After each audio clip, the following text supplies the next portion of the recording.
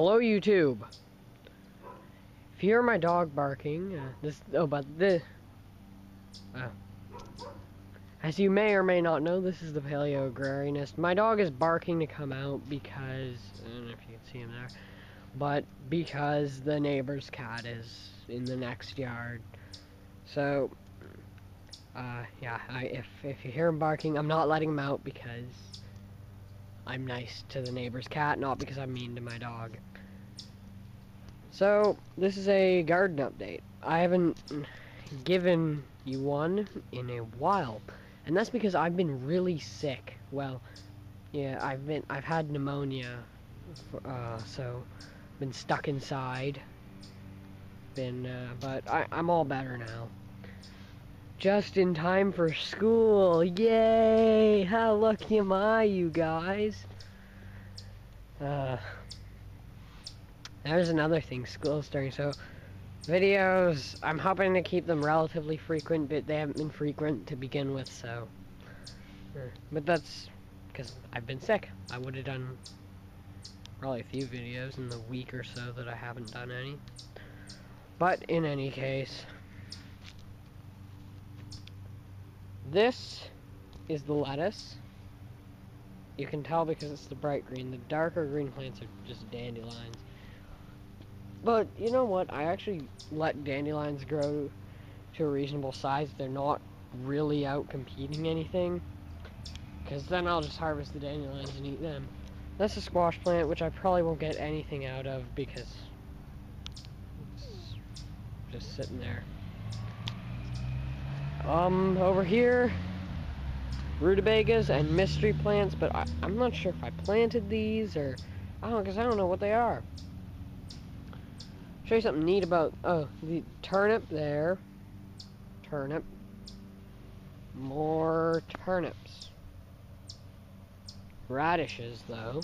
We're doing something, let me just step over this gigantic fence.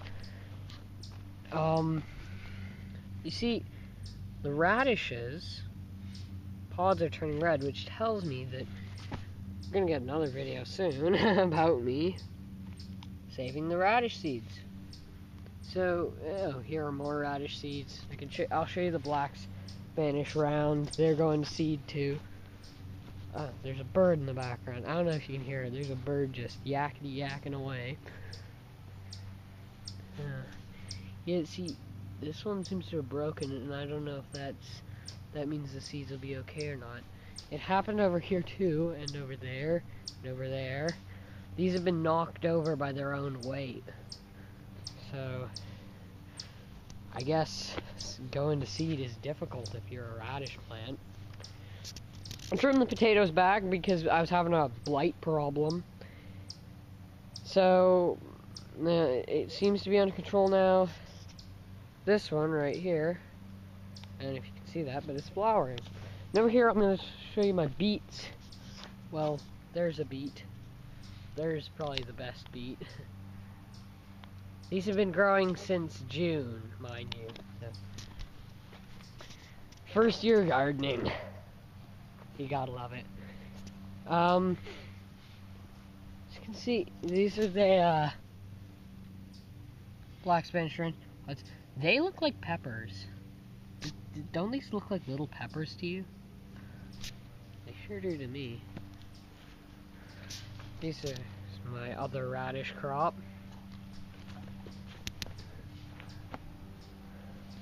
This is, I dug up some apples and put them in pots, but they were eaten.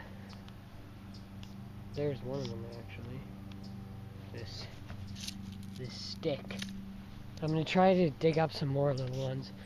Speaking of which, I'm gonna show you under apple tree. Oh. Well, I guess first while I'm thinking about it, I must say, cloudy. I've learned a lot from this year. You know, I started my garden, working on my garden too late, which wasn't really actually my fault. There was a big pile of junk here, if you recall. But still, I got started working on it late, and you know. And I didn't water it enough. That was the big thing. That was the big reason I'm getting pretty low yields this year. Did not water enough during the drought. You know, things were just basically all barely surviving. So, yeah, but I've learned a lot, and I've learned you can't put things off. You can't skip out on anything. Watering is my thing. I wasn't trying to skip out, but I did.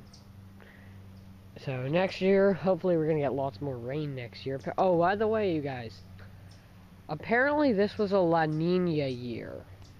That's part of the reason for the crazy weather, they say. They say that it was a La Nina year. There's El Nino and La Nina. They're currents in South America. A lot of people know what El Nino, but a lot of people don't know about La Nina. But anyways, I think it's like every 6 or 10 or some number of years you get and it causes like droughts in North America and stuff. So that's one reason I've heard. I've heard a lot. I've heard more radical reasons for it, but you know. Oh yeah, so crabapple.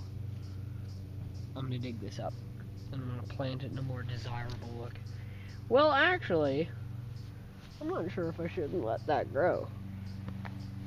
I mean, it's in an alright location. I've seen trees growing way closer together than this. Nothing much to see over here. We'll go back around here. Oh, but in case you're wondering what happened to all the apples, I raked them up, then shoveled them into my wheelbarrow, took them over here, shoveled them into this, pretty well filled it up. This is almost completely full. So I made this. It's my kind of homemade compost bin. I drilled a bunch of holes in the sides and... Okay, that was just a falling acorn. First I thought a bird was above me. And that wouldn't have been very pleasant. So, this thing is hard to open. I gotta figure out, there's one place that, oh, and knowing me, yeah, see, I buried this, yeah, there's just holes in there. Nothing much of interest. So these 3 compost bins, this is the compost corner now, I guess.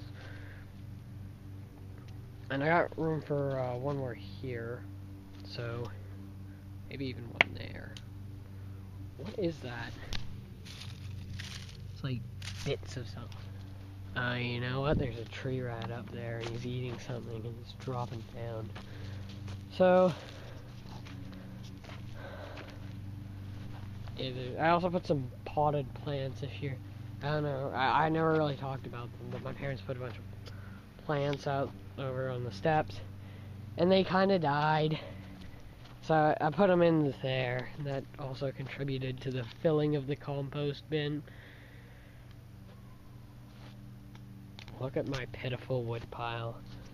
Yeah, there's a lot of work to be done. I gotta cut up the wood, which I probably cut up about less than half of this, but I probably cut about 6 feet off this birch tree.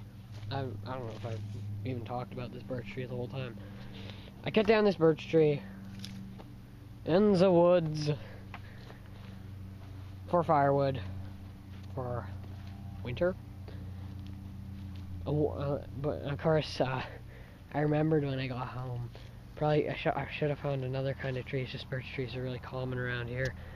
Birch trees, for those of you who don't know, give off a terrible smoke. Like if you've ever been in a confined space like I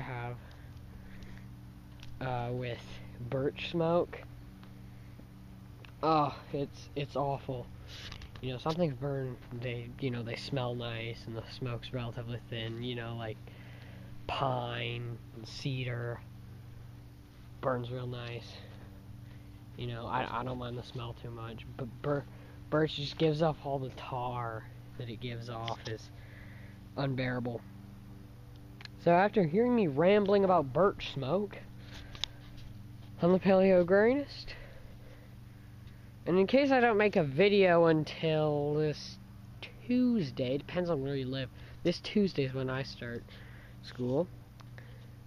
In case I don't make another video until then, have a really fun school, back to school, you guys. Haha, like that's gonna happen. Most of my viewers, I don't think most of my viewers go to school. My friends all know what I think is cool. I'm the paleoagronomist, and we're all a bunch of watermelons. Farewell, you.